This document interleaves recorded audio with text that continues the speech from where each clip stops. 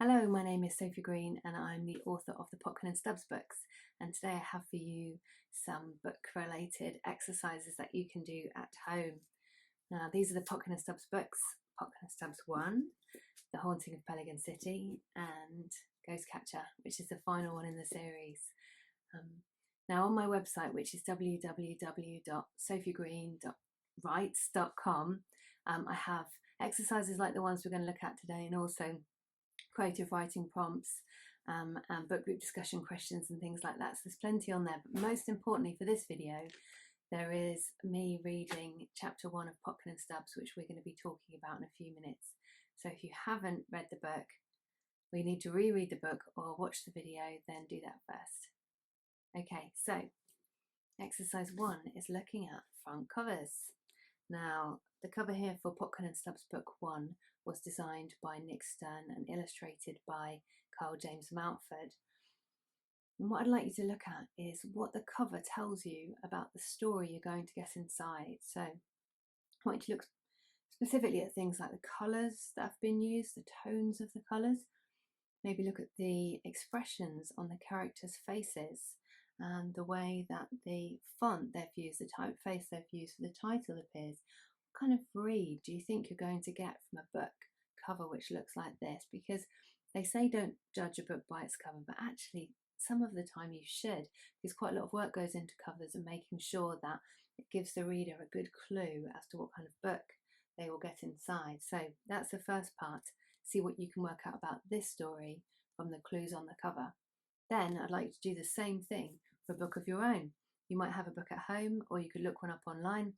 Look at a cover of a book which you love and see what the cover gives away about the story inside.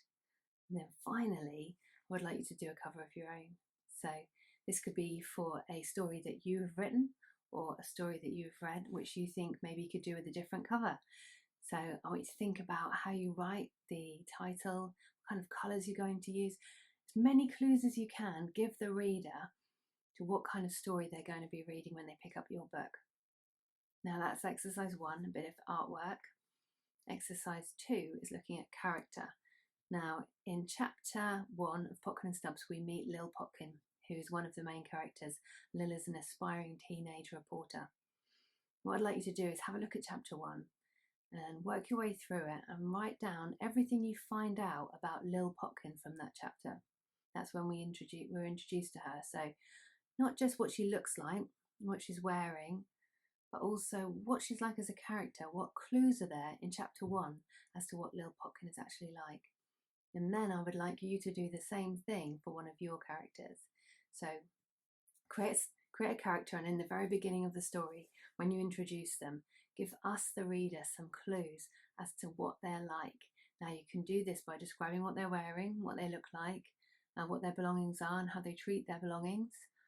That's quite good, but also I want you to think about what they say and do, which gives away quite a lot about a character. Try and avoid saying what they're thinking.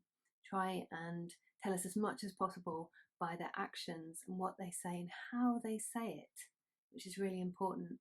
And the other thing to think of is something should happen in chapter 1 when we meet this character, and we need to think, how are they going to react to that? What will that tell us about them, how they interact with other characters and how they react to something happening? It tells us a lot about a character. So that's your exercise 2. Now finally, we're going to look at world building and our sense of place in story. So in chapter 1 of Potkin and Stubbs, we're introduced to Peligan City, which is where I set the story. Peligan City is kind of corrupt and rain-soaked metropolis. It's very grimy and a very kind of dark place. Now, I described that in chapter 1 using lots of details about the place.